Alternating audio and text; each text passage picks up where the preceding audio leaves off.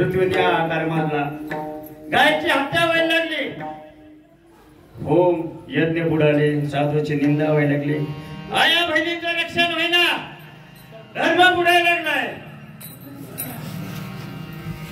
मग पृथ्वीरूपी गाय ब्रह्मदेव गेली, हे देवा पृथ्वीवर या आकार माजलाय, अवतार घ्यावा लागल. त्याला ब्रह्मदेव विष्णूकडे गेले. त्याला विष्णू शास्त्रावर वाढत होते. शास्त्रावर जावाय राहिले गेले, उठा ठेवा असते जावायच्या सगळे पुढे पुढे देव शास्त्रावर वाढत होते. मग सांगितलं देवा पृथ्वीवरती आकार माजलाय, अवतार घ्यावा लागल. ठीक आहे म्हणले, मी माझ्या मित्राला विचारतो. विष्णू शेषाकडे गेले. ए शेषा, पृथ्वीवरती आपल्याला अवतार घ्यायचा आहे, तू माझ्या समेत चल बॅगवर.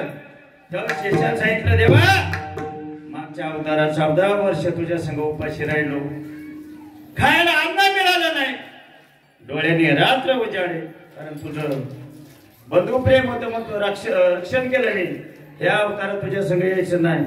देव चतुर देव चतुर. देवाने सांगितलं मागच्या अवतारात मी मोठा होतो ना, तू आता मोठा हो, मी लहान होतो. ठीक आहे ठरलं. मग अवतार कसा घ्यायचा? यशोदा माता 9 जन्म अग्निदेवतेची पूजा करीत होती की जगाचा बाप माझ्या कुशीमध्ये जन्माला यावा. मग अग्निदेवते ब्रह्मदेवाने गेले की तेव्हा अरे गोकुळामध्ये यशोदेच्या पोटी जन्म घ्यायचा आहे तुला. त्या देवाने सांगितलं की तिचं पुण्य तेवढं भरत नाही, मी फक्त तिच्या अंगणात 11 वर्ष 53 दिवस खेळल, पण मी जन्माला दुसरीकडे येणार आहे. त्यावेळेस ठीक आहे म्हणजे चालल. त्यावेळेस मथुरेमध्ये कंस नावाचा आका होता. आका शूरसेन आणि उग्रसेन 2 राज्य करीत होते. यदुवंशाचा वसुदेव आणि शूरसेनेच्या पती जन्माला हा कंस. आणि कंसाला ज्यावेळेस जन्माला यायच्या अगोदर शूरसेन जंगलात गेला युद्धाच्या समयी, आणि शूरसेनेची बायको इतकी देखणी होती. एक दानव आला तिच्या संग केला आणि कंसासारखं दानव जन्माला आलं, पण कंस बसला नाही. परिसरातली सगळी राज्य खर्च करीत आपल्या स्वाधीन केली आणि राज्य करायला लागले, आणि स्वतःच्या बापाला कारागृहात टाकलं. तेव्हापासून काय काय प्रथा चालली. पोरगा बरोबर येणारा पोराच्या हातात कारभार गेला की म्हातारे देवळात जातात. कंसाची बहीण झाली, लग्न करायचं. कंसाच्या परिसरात सगळ्या नगऱ्यांनी चौकशी केली की सोयरा करायचा असेल तर तोला मोलाचा असावा, म्हणून आपल्या बरोबरीचा सोयरा असावा. प्रथा तेव्हापासून झाली. सोयरा कसा करायचा? मग यदुवंशातला वसुदेव आला. त्याचं पहिलं लग्न झालं होतं. त्याच्या पहिल्या बायकोचं नाव होतं रोहिणी. कंसाने सांगितलं तुला माझ्या बहिणी संग लग्न करावं लागल, नाही केलं मृत्यूदंड देईल. शेवटी मरणाच्या वेळी वसुदेवाने हा सांगितलं मी लग्न करतो तुझ्या बहिणी संग. लग्नाचा दिवस ठरला. थेट जवळ आली. लग्न झालं आणि बहिणीची वरात निघाली. आणि त्या वरातीमध्ये आकाशवाणी झाली कंसा हिच्या पोटी येणारा 8 तुझा वध करणार आहे. आणि मग कंसाने रथाचं सारथ्य सोडलं आणि शस्त्र हातात घेतले आणि वसुदेवाला देवीला मारायला लागला.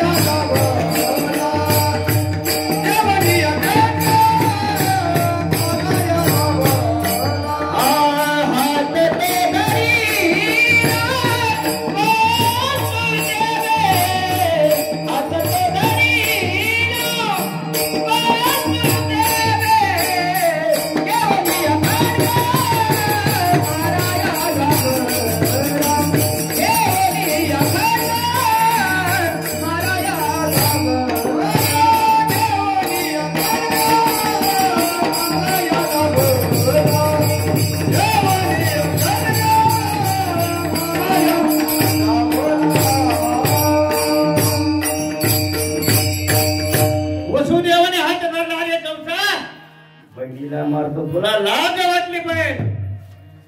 स्त्री पातकाचं पाप लागलं तुला. मग काय करायचं? एक कर, आम्हाला कारागृहात बंदी टाक. आम्हाला मारू नको बहिणीला. तुझ्या पोटी येणारा प्रत्येक मूल मी तुझ्या स्वाधीन करीन, पण तू मारू नको. मग कंसाने शस्त्र मेना ठेवलं. त्यांची रावणगी पुढे कारागृहात चालवली. ज्ञानोबा तुकाराम, ज्ञानोबा तुकाराम,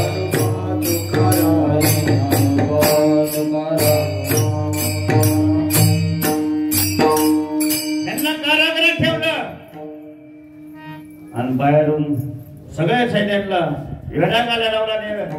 कारागृहाचं रक्षण करा. हिथून बालकाचा आवाज आला की मला निरोप द्यायचा. आणि त्याच कालखंडात तिन्ही लोकांना भ्रमण करावे. नारायण नारायण. तिन्ही लोकात धर्म कसा जगवायचा, धर्म कसा टिकवायचा, विना गळ्यात घेऊन मृत्यू लोकात आले. मथुरती गेले नारायण आणि सांगितलं, अरे कंसा, तुझ्या बहिणीचं लग्न झालं का? बोलवलं नाही. कंसा सांगितलं, म्हणूनजी थोड्या लवकर लग्न केलं, उशीर झाला, त्यामुळे तुम्हाला सांगता. अरे किती दिवस झालं? वर्ष झालं. त्या आणि तेवढ्यात एक सेनापती सांगायला, कारागृहातून बालकाचा आवाज येतोय. 1 2 3 4 5 6 बालक मारली. कारण बालक मारल्याशिवाय कंसाच्या पापात भर पडणार नव्हती. मग 6 बालक मारली. 7वा मग शेषाला सांगितलं, देवकीच्या गर्भात जा. आणि नंतर 7व्या महिन्यामध्ये रोहिणीच्या गर्भामध्ये ट्रान्सपोर्ट केलं. आणि रोहिणी गोकुळामध्ये होते त्यावेळी ती नवऱ्यापाशी नव्हते, वसुदेवापाशी. अरे मला समाज नाव ठेवील. हे काय? त्यावेळी देवाने सांगितलं, हा वसुदेवाचा अंश आहे, तू काळजी करू नको. ठीक आहे म्हणले. इकडे 8वा अवतार झाला. 8व्यांदा देवकी गरोदर राहिली. तिला वेगळं डवाला पडला. पण इकडे देवाने काय घेतलं? 8 वर्षाच्या बालकाचं रूप घेतलं. त्यावेळी देवी, देवा अरे मला ममत्व मातृत्व जाग झालं पाहिजे.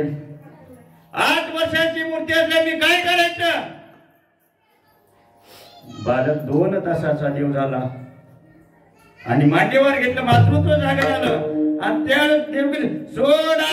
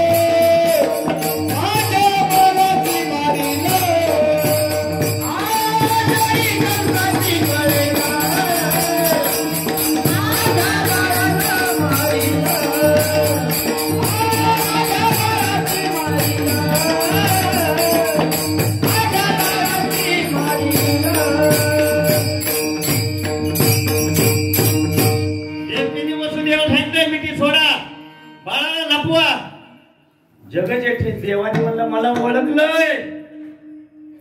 जगजेठी मी जगाचा बाप जन्माला येतोय.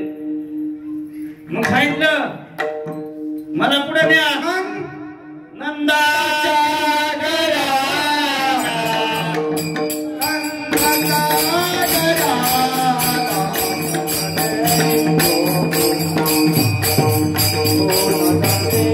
Oh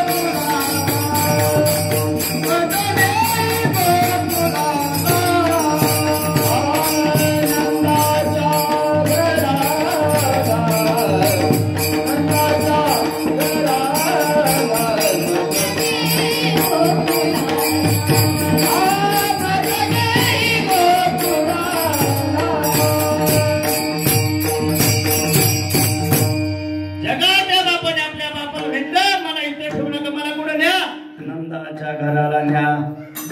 मग श्रावण महिन्यात थुई थुई पुष्कळ पाऊस रिमझिम पाऊस चालू होता. यमुनेला पूर आला होता. पण देव डोक्याकडलं ना संग देव उभा मागे पुढे देव उभा मागे पुढे देव उभा मागे पुढे देव उभा मागे पुढे